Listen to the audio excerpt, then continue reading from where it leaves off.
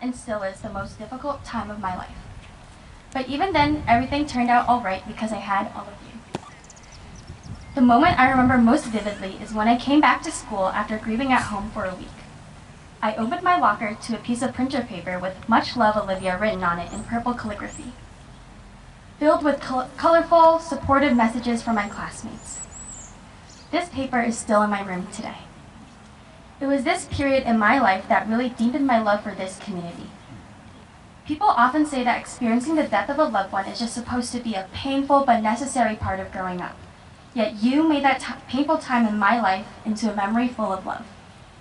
So, even with all the growing pains, having all of you by my side for the past 13 years has allowed me to keep moving on. And I'm not ready for all of this to leave. I'm not ready to no longer steal Oreos from Mr. Wass, to no longer respond to everything Miss Hyde says with, "Yes, Miss Hyde," to no longer scream at and hug friends when I see them in the hallway, to no longer make finger hearts at Dr. Horton, to no longer have all of you as a part of my daily life. At this point, I realize that the biggest growing pain is the pain of saying goodbye. I'm honestly scared for the future, for a time in which we've transformed from classmates who once knew all of our names and who could list random facts about each other, to borderline strangers that maybe like each other's Instagram posts from time to time.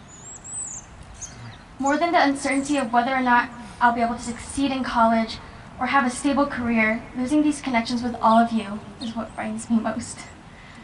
Truthfully, this might be the first time I wished that I was actually as young as I looked. Not because I want to relive my middle school years or because I want to peak in high school, but because I still want to be with you for a little longer. But as with everything else that has happened during my time here, I know everything is going to be okay.